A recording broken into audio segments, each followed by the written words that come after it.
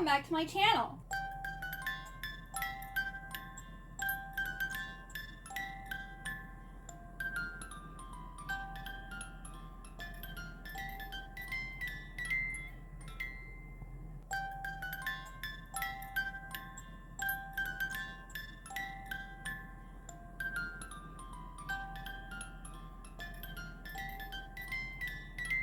So this is going to be the start of my Nutcracker reading vlog. So I'm going to be reading 3 Nutcracker books. I'm going to start off by reading the OG, The Nutcracker by E.T.A. Hoffmann. I actually already started reading this. I'm 28 pages in, and I believe it's 99 pages long. Oh no, it's 96 pages long. So it's basically like a novella, and then there's 2 other stories, but I'm just going to be reading The Nutcracker in this. This is what the Nutcracker ballet and all the movies and the books and everything has been inspired by this story. And I love it so much. Well, I love the ballet Nutcracker story so much. I don't know about this one, but I'm going to be reading that. This book just came out, I believe, in November, and it is a Nutcracker reimagining or retelling, and it's called The Kingdom of Sweets by Erica Johansson. And I believe this is about 2 twin sisters. They're divided by envy and magic and set against each other one fateful Christmas night. So I wonder if there's going to be some type of competition or something. If there's going to be a romance, I'm not really sure. But I'm excited to read this one. And then the 3rd and final book is A Court of Sugar and Spice by Rebecca F. Kenny. And it is a Nutcracker romance retelling. It's also about sisters, and one of them is going to have a romance with the Nutcracker.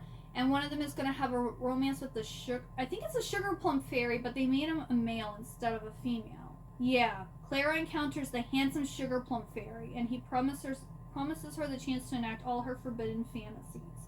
And then we have Louisa, who's with the Nutcracker Prince. So I believe this is more of a smutty story. It is available on Kindle Unlimited, so I will be reading it that away. I will do some other probably Nutcracker themed things, maybe do some Christmassy type stuff. I already did one thing, but I hadn't started this vlog yet, and it was kind of I was kind of in a rush, and then when we got there it was very busy. The place was sold out, but my husband for my Christmas present took me to the Nutcracker. So we went and watched the Nutcracker ballet at the Maryland Theater, and it was put on by the Western Maryland City Ballet Company and the City Ballet School. There was over 100 dancers in the performance. The stage was really awesome. It was a production. I did notice though that the technique wasn't as good. Last year we went and watched Inwood, the Nutcracker performance put on by Inwood Performing Arts, which is where I danced growing up. And that, production-wise, it wasn't as good. They just did it at, actually, they did it in, the small theater of the college that I went to. So it was very small. The stage was, okay. They have less students, but their technique and the costumes were a lot better.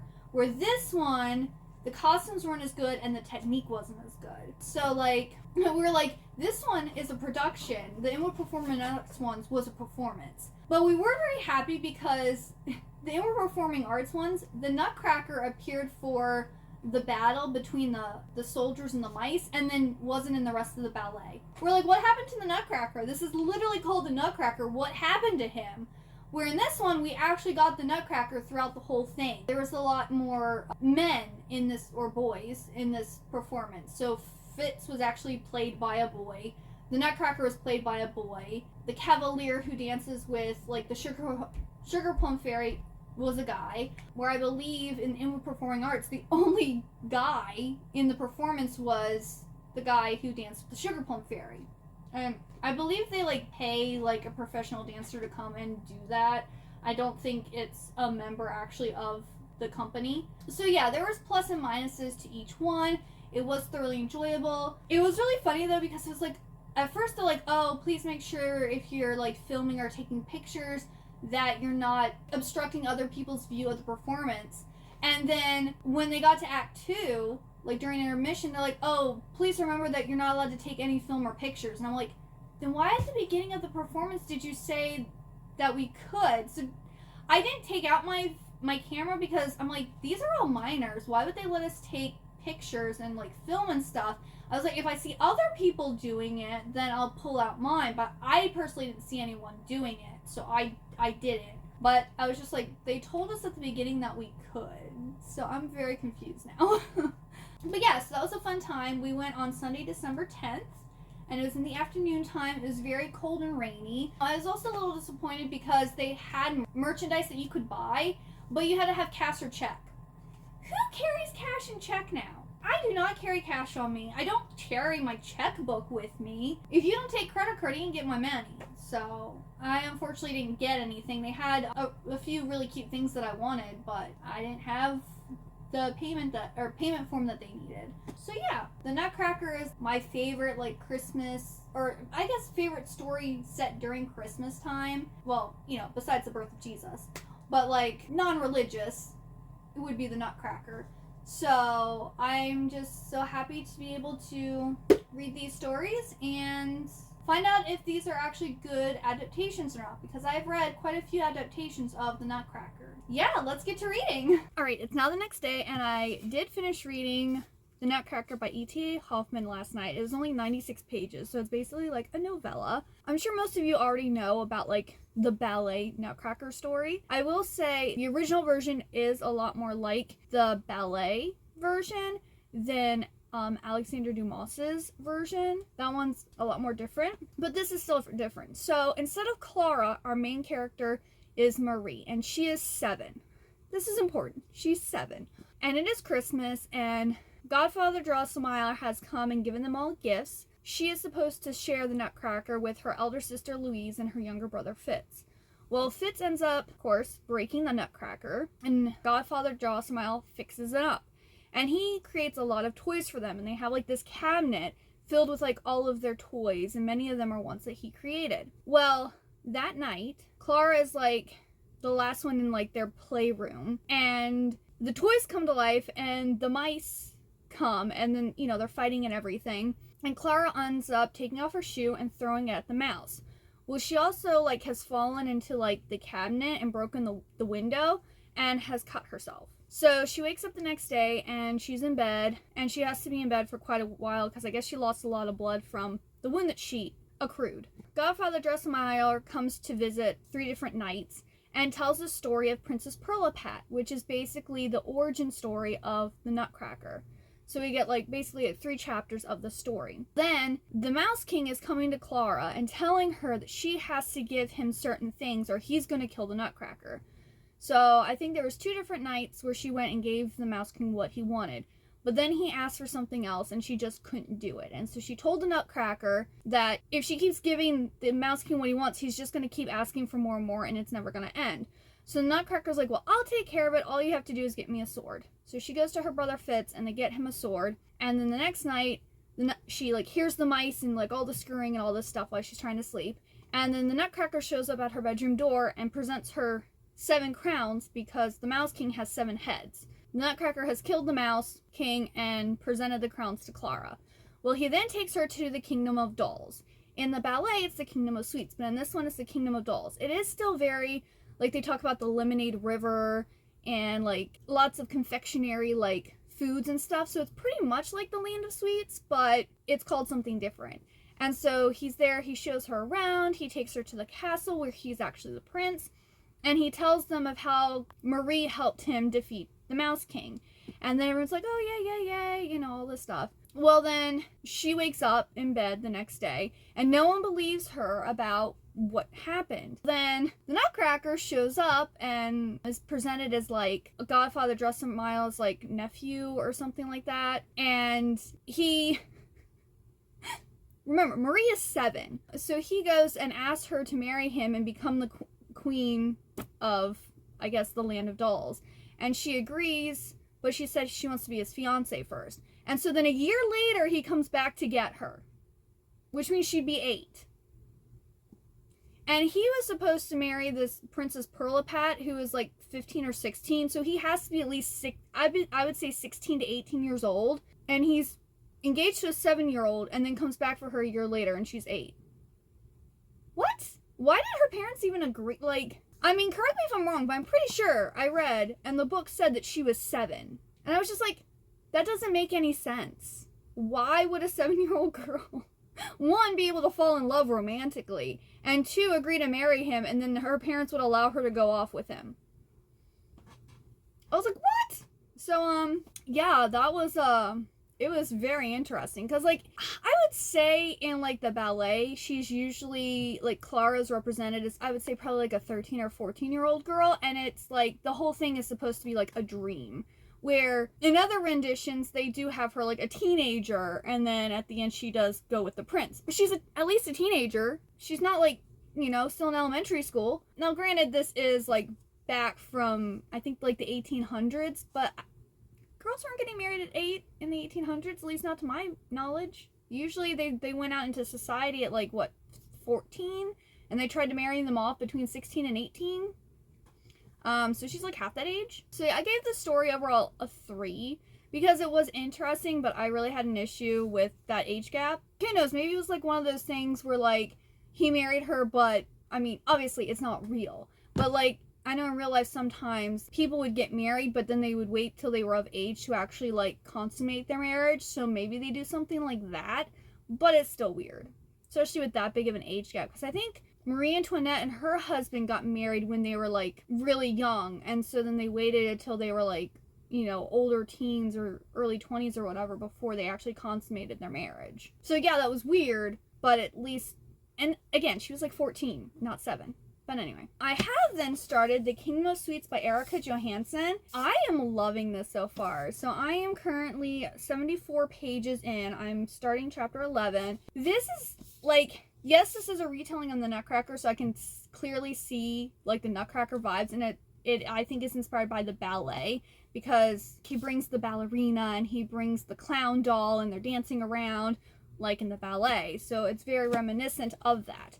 But it's different because we have Clara and Natasha, and they are twins. On their christening day, Drosselmeyer came and basically, it seems as if he blessed Clara and cursed Natasha, because Clara has grown up and been like this beautiful girl who's sought after by all these men, and no one thinks that she does any wrong, and she pretty much gets away with everything.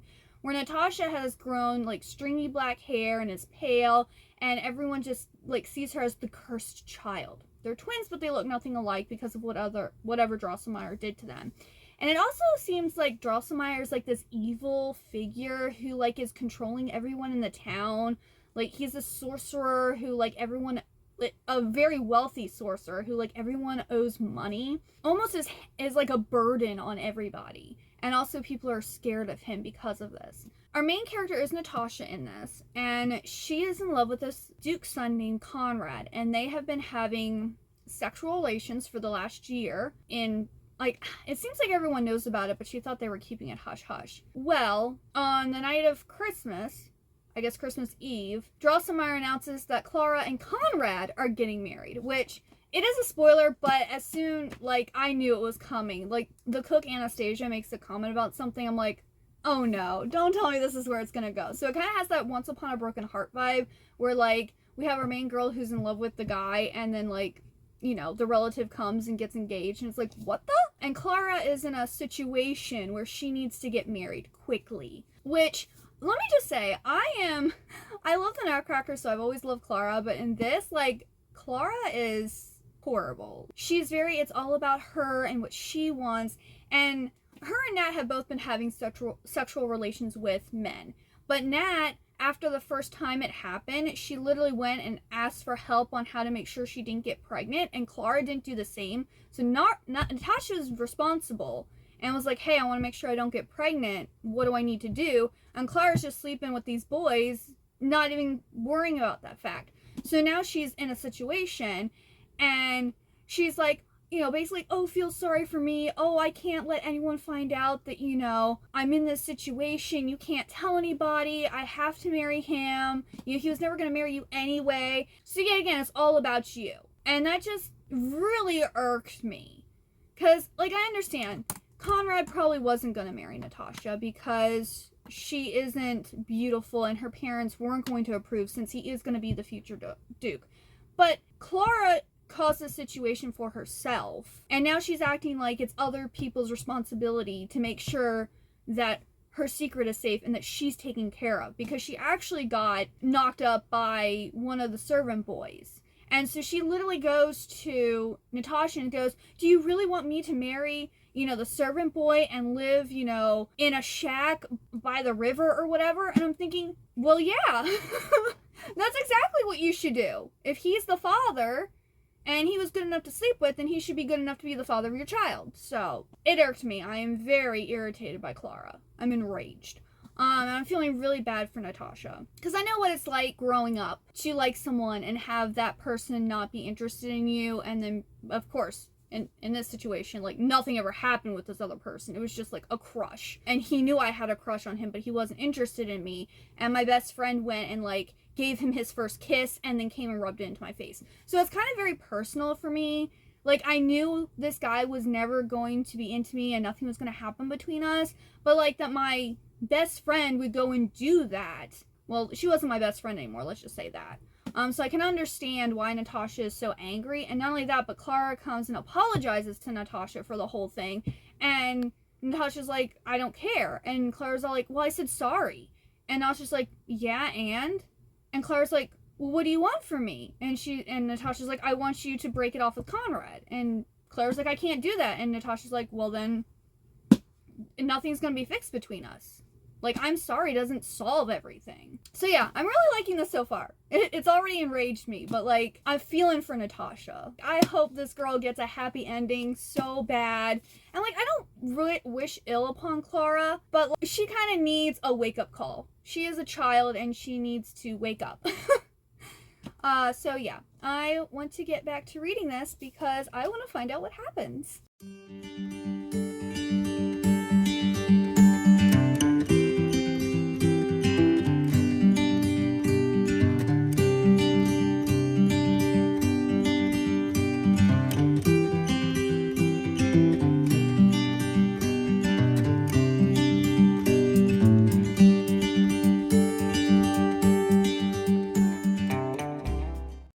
Tuesday, and I finished The Kingdom of Sweets by Erica Johansson last night, and this was really, really good. So I would say the first half of this book was like a 5-star. I was like, oh man, I'm really liking this, it might be a 5-star read. But then the second half kind of dragged on a little bit, and while it was still good, it just didn't have the same 5-star feel, so I ended up giving it 4 stars. But this is like a dark version of the Nutcracker. I would say it's like a horror fairy tale. It's very dark. If you've watched, it's by Brom. Is it called The Thief? It was like a dark retelling of Peter Pan. This had similar vibes to that, what was it called? Actually, I'm gonna look up what it is real quick. The Child Thief. The Child Thief by Brom. That was a like really dark, disturbing like retelling of Peter Pan, and that's kind of what this is. I would say The Child Thief is more dark, but this had very similar vibes. So if you like that darkness in your fairy tales, you'd really like this. This does touch on themes of vengeance, jealousy, the lack of people having to deal with consequences, also the kind of like beauty versus ugliness, and how like pretty people kind of are valued for their looks, and if you're not attractive, then like your value isn't as high, even if you are smart and intelligent and you have other things to offer. At least as a woman, your value isn't as high. So it looks at that too, and at people in general and how we as humans should be doing better. So it was a very, very good read. It does pretty much follow the Nutcracker story for the most part, besides we do have twin sisters, and Drosselmeyer is like this darker character. Clara does go to the Kingdom of Sweets, or she thinks it's the Kingdom of Sweets. It's actually, I'm not really clear exactly what it is. I think it hints at a certain thing, but it doesn't explicitly state where they actually go. But the Kingdom of Sweets is an illusion that is put on by the Sugar Plum Fairy. So it does, like that story of her with the prince traveling through the Kingdom of Sweets and going and telling the story about how she helped defeat the Mouse King, and then watching all the dances from the different candies, I guess, all happens. And our main character, Natasha, is actually following behind her as this happens. And then after the performances and everything, that's where the story really like veers away from like the Nutcracker ballet story that we know and love. And that's when it gets really dark and sinister. I don't want to tell you, I don't want spoilers or anything, but it was really, really good. I wouldn't say it gave me Christmas vibes. I mean, clearly a lot of this takes place like Christmas Eve and on Christmas Day and different stuff like that, but it just didn't have the Christmas mood and vibes. So if you're wanting a Nutcracker retelling that makes you feel like get in the Christmas spirit, this one is not for you.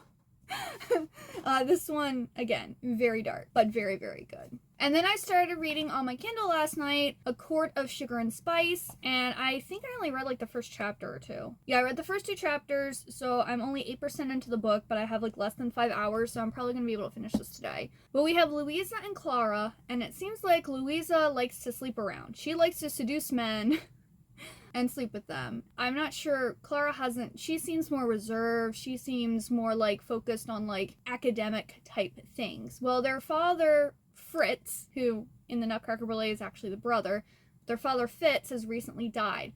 And they have to now go and live with Drosselmeyer, who is their dad's friend who they've never met before. So they go and like live with him because they either have to get married or turn 30 before they can claim their inheritance. So Louisa's hoping to find a husband real quick so she can get her money. And Clara, she seems to like go with the flow. And I do find it interesting that their father just died and they don't seem like torn up or upset about it in any way. They also go to this guy's house that they've never met before and like basically just get comfy and take over the place. And I'm like, if my dad had just died, I would be distraught. And then I'm having to go and live in an environment that like I've never been before with a guy I've never met before. I would be like, my anxiety levels would be up here. Sorry, my cat was messing with some stuff on the floor. They're like, oh, let's go and explore this place. Let's go look here. Let's go look here. Let's investigate. Let's do this. And it's just like, what? You're acting like nothing happened. And like, this is your personal playground. Like, very strange. But to my knowledge, this one is basically Louisa and Clara end up going to the Kingdom of Sweets. And one of them has a relationship with the Nutcracker, and one of them has a relationship with the Sugar Plum Fairy. But the Sugar Plum Fairy is male. There are trigger warnings for this. I believe this is more of a smutty book. Like, I guess the focus is going to be on smut. Luckily, no smut has started yet. Besides, Louisa is clearly itching to get it on with someone. She even makes a comment about seducing Drosselmeyer. And Claire's like, no.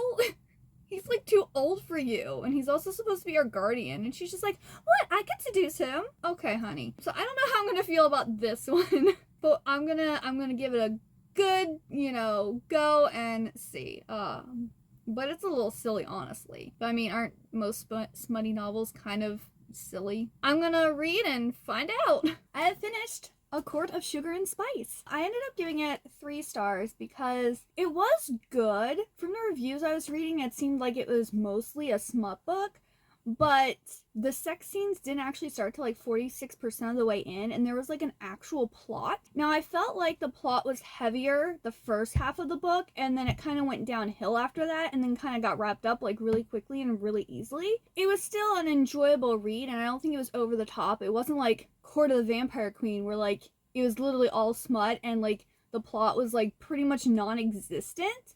This one actually did have a pretty solid plot.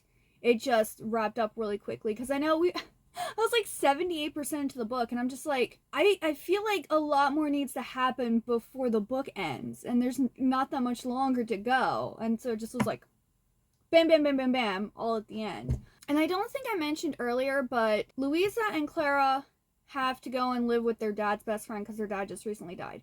Well, the guy Drosselmeyer is actually a fairy hunter, and the Nutcracker is a fairy that has been cursed by Drosselmeyer. So like there's all these like mechanical toys in his house that he has like doing like work and stuff. They're like automatons almost, but they're made out of wood.